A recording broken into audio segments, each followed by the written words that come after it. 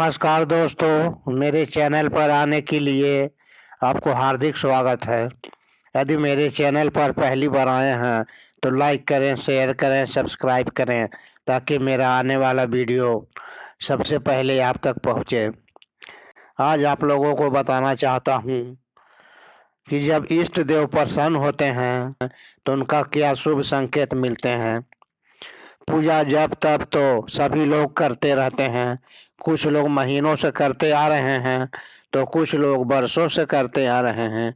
कोई विष्णु को करते हैं तो कोई भोलेनाथ को करते हैं, तो कोई कुछ लोग माता दुर्गा जी को करते हैं तो कोई माता काली को करते रहते हैं।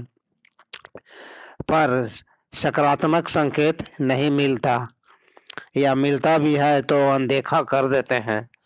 उन लोगों को बताना चाहता हूँ कि सकारात्मक संकेत, सकारात्मक दिव्य संकेत वही लोग को मिलता है जो लोग एक ही देवता, एक ही देवी का हमेशा पूजा पाठ जप तप निरंतर करते रहते हैं।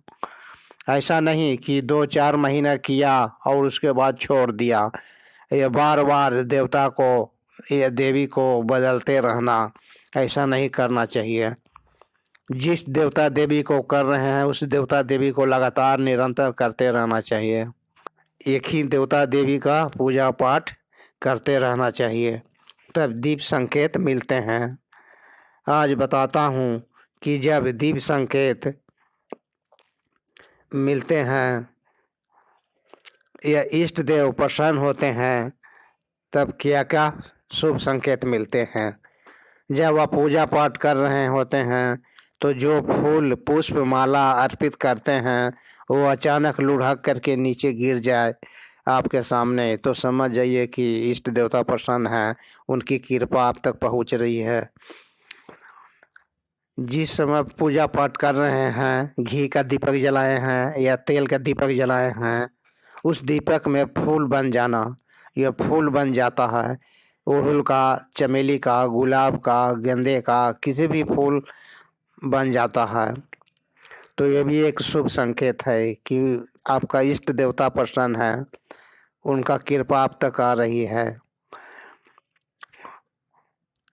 और दीपक का लौ 2-4-5 सेंटीमीटर लंबी हो जाएगी। और दीपक में कभी कभी देवता देवी का आकृति भी दिखाई देता है, तो ये भी समझ जाइए कि आप देवता देवी प्रसन्न है, इष्ट देवता प्रसन्न है। दीपक के लौ साथ साथ दीपक का लौ चमकीला हो जाता है, ये भी शुभ संकेत है। साथ साथ जब पूजा पाठ करने बैठे हैं, पूजा पाठ कर रहे हैं, जप कर रहे हैं और शरीर में आपका सिहरन सा लगने लगे, जैसे कि लग रहा है कि मुझे जाड़ा लग रहा है, ठंड लग रहा है, किसी भी मौसम हो, तो समझ जाइए कि देवता देवी की कृपा आप तक पहुंच रही है। पूजा पाठ कर रहे हैं, आप फोटो को कर रहे हैं या मूर्ति को कर रहे हैं तो ऐसा प्रतीत हो कि मूर्ति या फोटो हिल रहा हो, ऐसा लगे कि मूर्ति या फोटो हिल रहा हो, डुल रहा हो, तो समझ जाइए कि देवता देवी का, आपका इष्ट का कृपा आप तक पहुंच रही है या आपकी आवाज परमात्मा तक पहुंच रही है। जब पूजा पाठ कर रहे होते हैं, पूजा पाठ के दौरान आपको खुशबू आने लगे, या परफ्यूम का खुशबू हो या इत्र का खुशबू हो, किसी फूल का खुशबू हो, खुशबू आने लगे तो ये भी एक शुभ संकेत है कि परमात्मा आप पर प्रसन्न है। आप बहुत बढ़ चढ़ करके पूजा पाठ उत्साहित के साथ करें,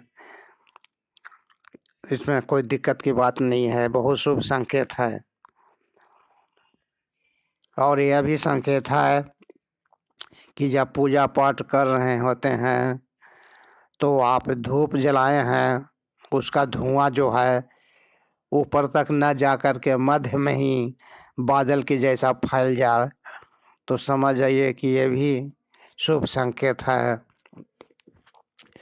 और संकेत यह भी है कि जब पूजा पाठ कर रहे हैं तो लंबी लंबी उबासी आना शुरू हो जाएगा।